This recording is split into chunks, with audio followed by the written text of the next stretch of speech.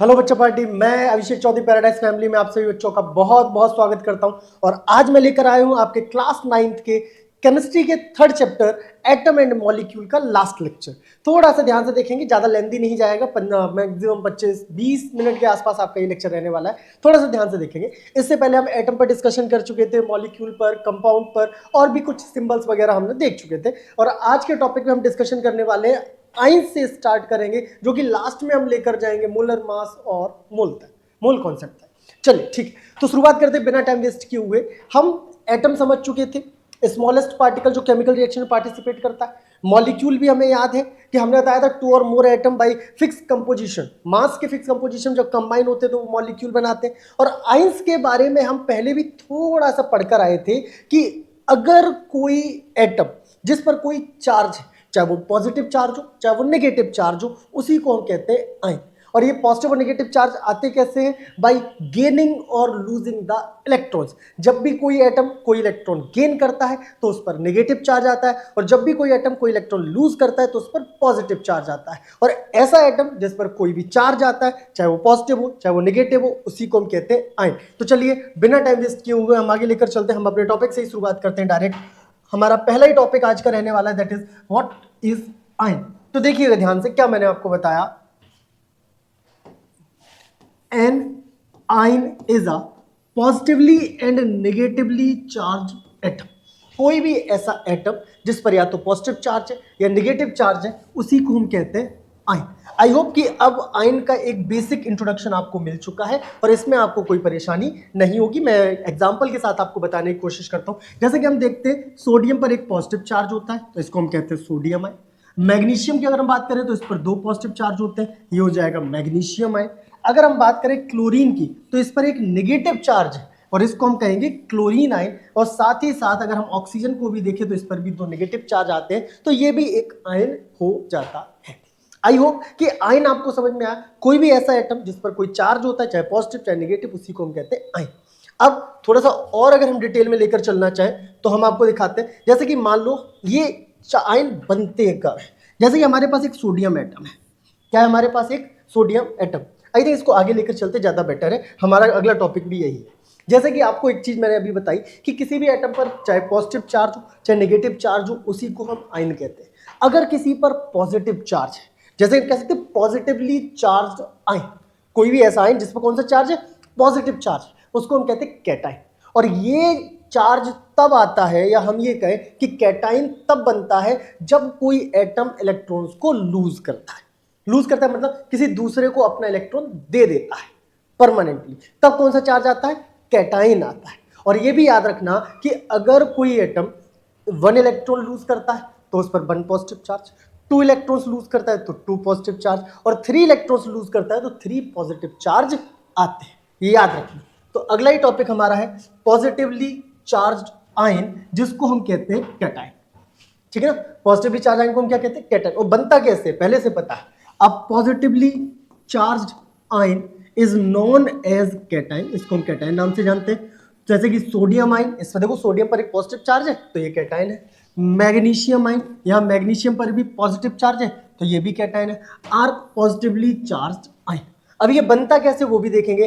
A cation is formed by the loss of 1 और more electron by an atom. ये cation form कैसे होता है? जब वो लूज करता है 1 और मोर इलेक्ट्रॉन।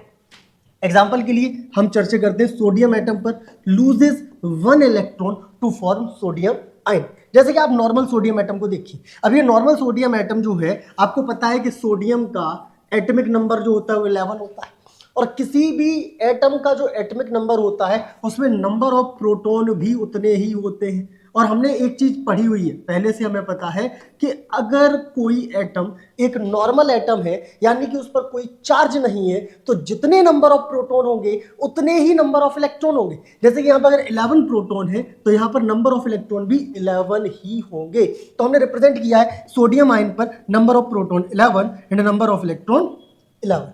क्लियर हो जाएगा? अब देखिए, अब ये क्या करेगा? -1 इलेक्ट्रॉन, मतलब सोडियम ने क्या किया? अपना 1 इलेक्ट्रॉन लूज कर दिया। और जब ये 1 इलेक्ट्रॉन लूज करेगा तो इस पर चार्ज आएगा पॉजिटिव। ठीक है ना, 1 पॉजिटिव आ गया, 1 इलेक्ट्रॉन लूज किया, 1 पॉजिटिव चार्ज आ गया। लेकिन दिमाग में रखने वाली बात, क्या प्रोटॉन के साथ कोई छेड़खानी हुई? नहीं हुई। तो नंबर ऑफ प्रोटॉन पहले भी 11 थे, नंबर ऑफ प्रोटॉन अब भी 11 है। लेकिन हमें ध्यान आया ये चार्ज तब आया जब उसने इलेक्ट्रॉन लूज किया, यानी कि इलेक्ट्रॉन कम हो जाएगा।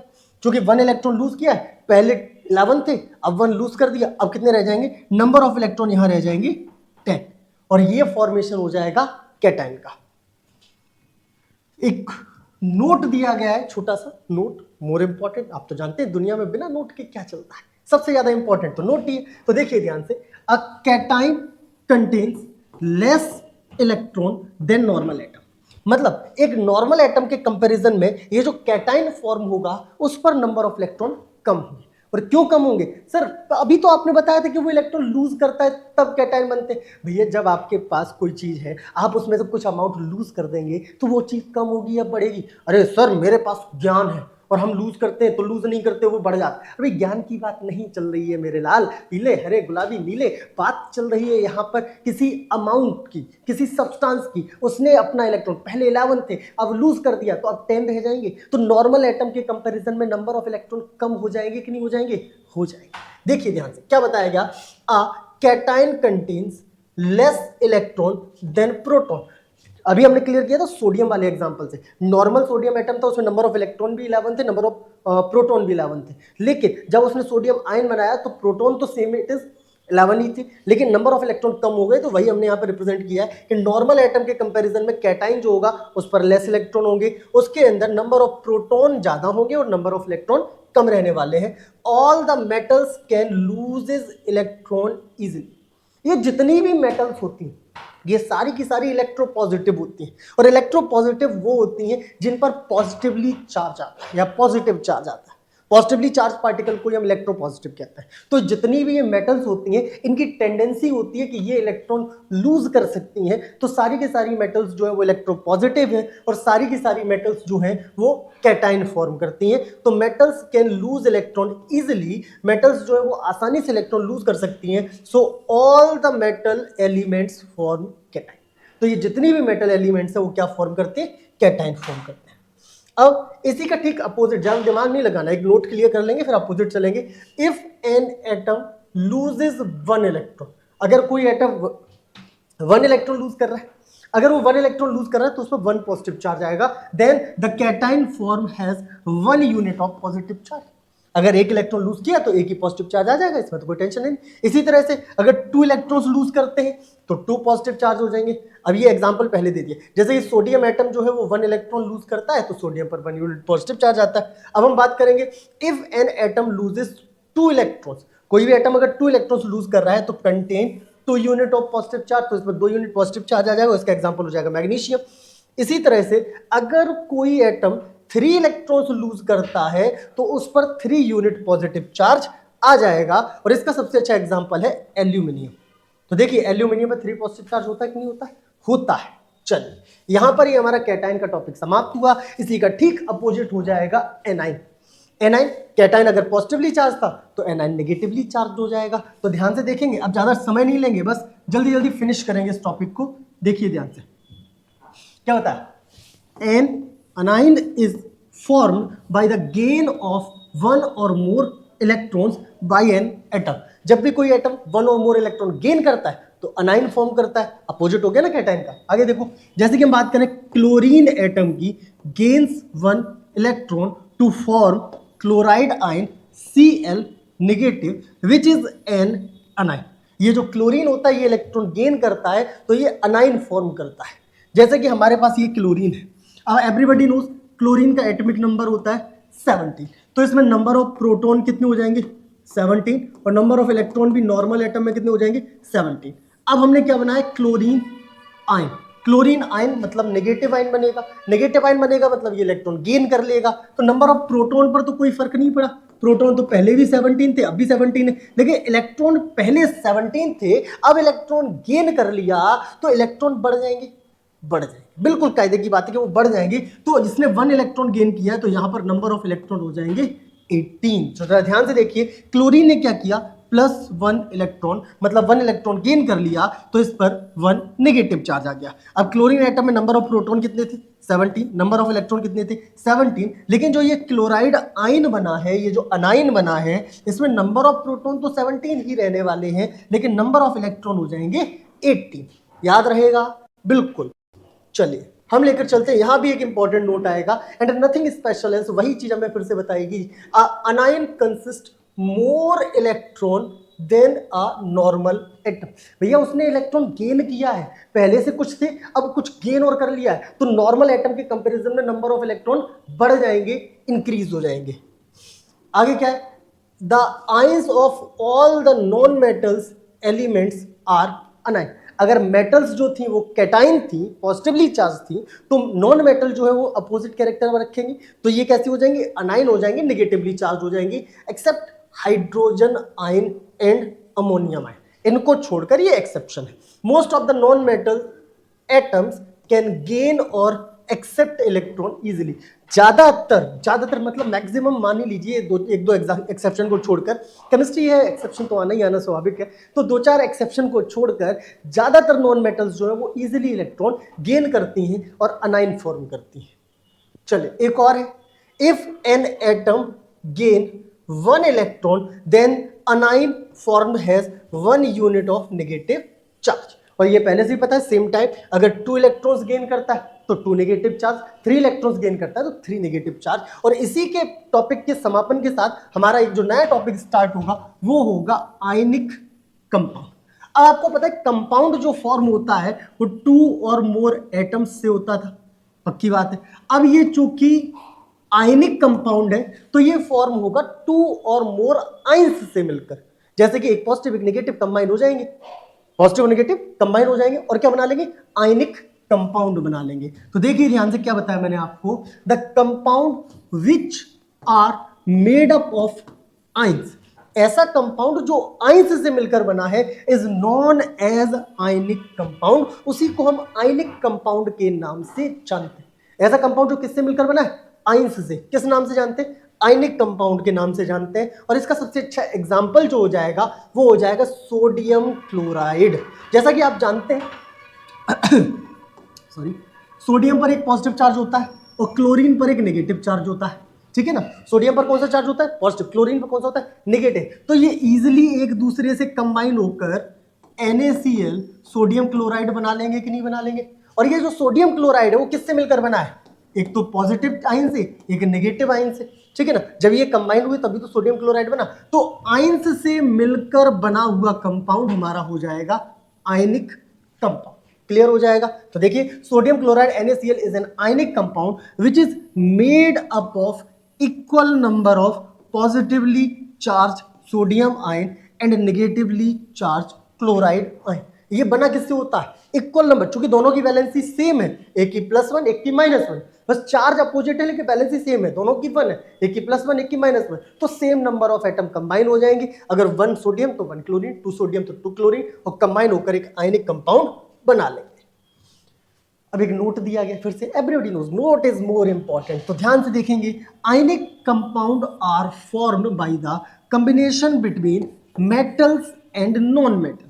जैसा कि पहले ही बताया था, मेटल्स जो है वो इलेक्ट्रो पॉजिटिव है, नॉन मेटल्स जो है वो इलेक्ट्रो नेगेटिव है, और आयनिक एटम जो होते हैं, जो आयनिक एटम्स होते हैं, हम कहते हैं आयंस जो होते हैं, उन्हीं से तो मिलकर आयनिक कंपाउंड बनता है। तो मेनली किससे मिलकर बना होगा आयनिक कंपाउंड? मेटल से और नॉन मेटल से। चलिए इसके बाद हम चर्चा करते हैं one of the most important topic and interesting topic, that is chemical formula.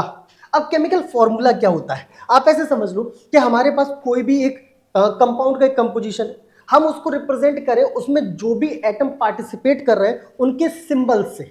जैसे कि वाटर है, हाइड्रोजन और ऑक्सीजन से मिलकर बनता है। अब हाइड्रोजन और ऑक्सीजन का जो कंपोजिशन होगा, एक फिक्स कंपोजिशन में मिलकर ही तो कंपाउंड बनाते हैं, 2 हाइड्रोजन 1 ऑक्सीजन, तो ये जो कंपोजिशन होगा उसके सिंबल फॉर्म में, वही हो जाता है केमिकल फॉर्मूला। तो देखेंगे ध्यान से, the chemical formula of a compound represent the composition of a molecule of the compound in term of the symbols of the element present in it। हम क्या देखते हैं? अभी मैंने बताया आपको क्या?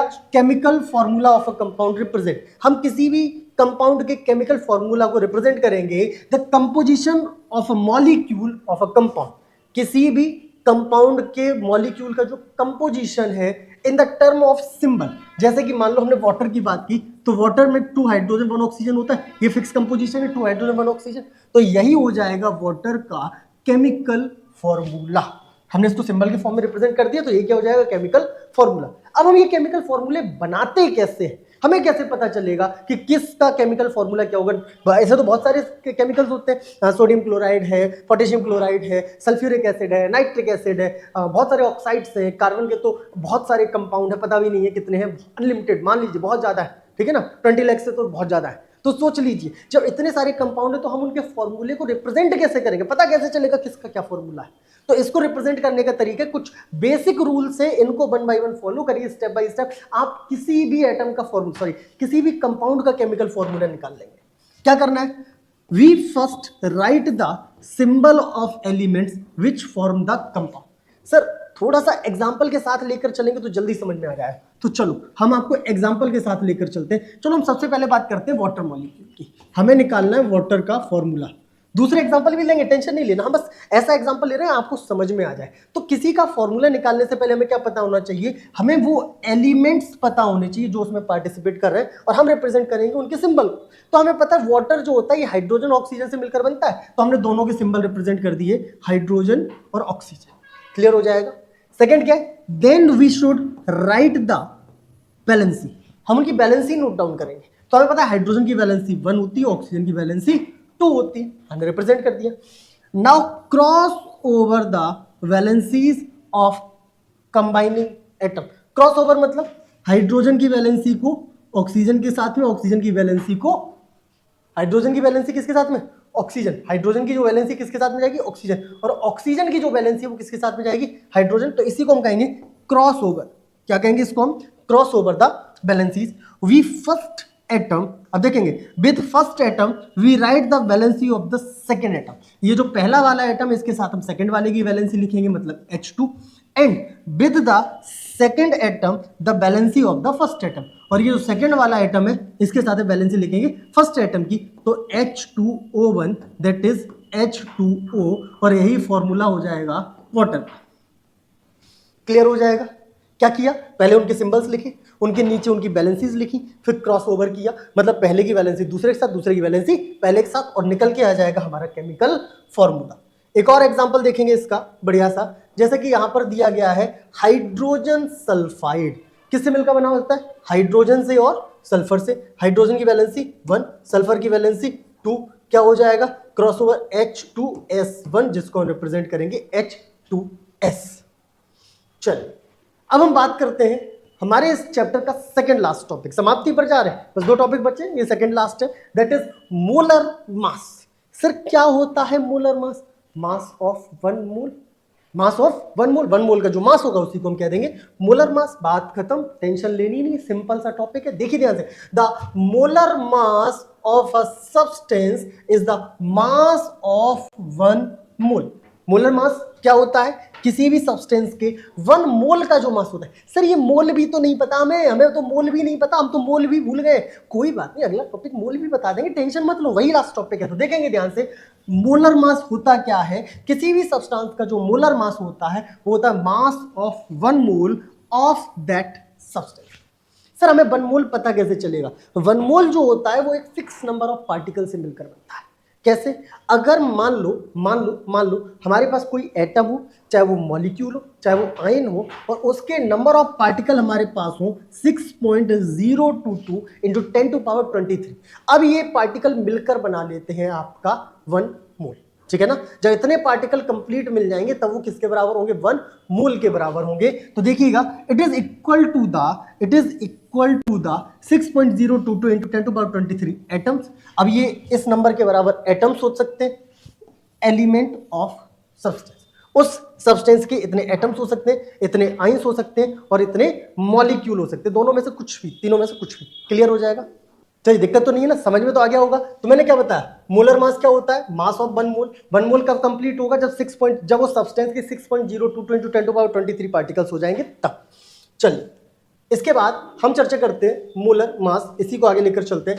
Atomic mass of hydrogen is 1 unit, सबको पता है हाइड्रोजन का एटॉमिक मास क्या होता है 1 unit, and so molar mass of hydrogen is 1 ग्राम पर मोल। याद रखना एटॉमिक मास कितना होता है 1 यूनिट होता है, एएमयू एटॉमिक मास यूनिट, तो इसका मोलर मास क्या हो जाएगा 1 ग्राम पर मोल। अब हम बात करें एटॉमिक मास ऑफ नाइट्रोजन की, तो हमें पता है ये 14 यूनिट होता है, ठीक है ना, तो इसका जो मोलर मास हो जाएगा वो हो जाएगा 14 ग्राम पर मोल। अब इसके बाद हम चर्चा करेंगे last topic that is mole concept, और मोल कंसेप्ट में यही बताया गया कि 1 मोल होता कितना है। तो अगर हमें ग्रुप मिल जाए, चाहे वो ग्रुप एटम्स का हो, चाहे वो मॉलिक्यूल्स का हो, चाहे वो आयंस का हो, a group of 6.022 into 10 to power 23 particle, जब इतने पार्टिकल कंप्लीट हो जाएंगे तब उसी को हम कहते हैं 1 मोल, और यही होता है हमारा मोल कंसेप्ट। मतलब मोल कंसेप्ट क्या है, 1 मोल का अमाउंट दे दिया कि कितने पार्टिकल मिलकर 1 मोल बनाएंगे, तो चाहे वो एटम्स हो, चाहे वो मॉलिक्यूल्स हो, चाहे वो आयंस हो, और ये किसके बराबर होंगे इस नंबर के बराबर। और ये नंबर क्या है, इस नंबर को हम कहते हैं एवोगैड्रो नंबर। क्या कहते हैं, एवोगैड्रो नंबर। और जब इतने पार्टिकल एवोगैड्रो नंबर के बराबर हो जाएंगे तो वही बनाएंगे 1 मोल, और इसी कंसेप्ट को हम कहते हैं मोल कंसेप्ट। तो मोल ऑफ एटम्स अगर हमें निकाल लें तो हमारे पास एवोगैड्रो नंबर के बराबर एटम्स होने चाहिए। अगर हम मोल ऑफ मॉलिक्यूल निकाल रहे हैं तो एवोगैड्रो नंबर के बराबर मॉलिक्यूल होने चाहिए। अगर हम मोल ऑफ आयंस निकालते हैं तो एवोगैड्रो नंबर के बराबर आयंस हो जाएंगे। मोल निकालने का एक दूसरा भी फॉर्मूला हमें मिलेगा, उसको भी हम देख लेते हैं। आगे हमने ये रिप्रेजेंट किया, 1 mole of oxygen is equal to 6.022 into 10 to power 23 oxygen atom. तो ये किसके बराबर हो जाएगा, ऑक्सीजन के 1 मोल के। चल कुछ इंपॉर्टेंट फॉर्मूले दिए जाते हैं नंबर ऑफ मोल निकालने के लिए, इससे आपको न्यूमेरिकल देखने को मिलेगा इससे आपको न्यूमेरिकल देखने को मिलेगा, तो ध्यान से देखेंगे। नंबर ऑफ मोल निकालने का सबसे अच्छा फॉर्मूला कि आपको क्वेश्चन में कुछ मास गिवन होगा, उसको आप डिवाइड कर दीजिए उसके मोलर मास से, वही हो जाएगा उसका सिंपल वे में number of mole. Sir example भी, जैसे कि हमसे पूछा गया 100 ग्राम ऑफ वाटर में find the number of moles of water, ठीक है ना। हम क्या करें, वाटर मतलब H2O का मोलर मास हमें पता है, कैसे निकालते हैं भैया, यहाँ पे 2 हाइड्रोजन है, हाइड्रोजन का मोलर मास 1 होता है, तो 2 into 1। ऑक्सीजन का कितना होता है 16, तो यहाँ से H2O का मोलर मास हो जाएगा 2 into 1 मतलब 2 + 16 दैट इज 18। तो ये तो हो गया इसका मोलर मास वाटर का, और गिवन मास कितना है 100। तो number of moles of H2O अगर हमें निकालना है that is given mass upon molar mass, given mass 100 molar mass 18, तो ये 5 कुछ आ जाएगा। कर लेंगे। इसी तरह से हम क्या फाइंड आउट कर सकते हैं, इसी तरह से हम फाइंड आउट कर सकते हैं नंबर ऑफ मोल्स। अगर मान लो हमें पार्टिकल दिए गए, क्या दिए गए, पार्टिकल, तो बहुत सिंपल है, और भी सिंपल है, गिवन नंबर ऑफ पार्टिकल, जितने नंबर ऑफ पार्टिकल दिए गए उसको डिवाइड कर दो एवोगैड्रो नंबर से, क्योंकि एवोगैड्रो नंबर के बराबर ही तो 1 मोल होता है। जब पार्टिकल एवोगैड्रो नंबर के बराबर हो जाएंगे तभी तो 1 मोल हो जाएगा। तो total particle divide by Avogadro number, यहां से भी फाइंड आउट हो जाएगा नंबर ऑफ मोल। तो यहां से एक नया फॉर्मूला बन जाएगा, given mass upon molar mass, और यहीं से ये बराबर हो जाता है given number of particle upon Avogadro number. अगर यहां तक आपको कोई तकलीफ नहीं है तो आपने अगर हमारे प्रीवियस लेक्चर नहीं देखे इस चैप्टर के तो जरूर देख लीजिएगा। ये चैप्टर यहाँ पर समाप्त होता है। इसके बाद हम आपसे जल्द मिलेंगे नए लेक्चर के साथ में, किसी नए चैप्टर के साथ में। तब तक के लिए पैराडाइज क्लासेस से जुड़े रहिए, चैनल को सब्सक्राइब कर लीजिए, अपने दोस्तों के साथ वीडियो को शेयर कर दीजिए। और अगर आप चाहते हैं कि कोई ऐसा भी चैप्टर है जिसमें आपको प्रॉब्लम है, आप उसका एक्सप्लेनेशन पहले चाहते हैं, तो आप हमें बाय मैसेज इन्फॉर्म कर सकते हैं, हम उस चैप्टर को आपको पहले प्रोवाइड करेंगे। तब तक के लिए नमस्कार, फिर मिलते हैं। जय हिंद, जय भारत।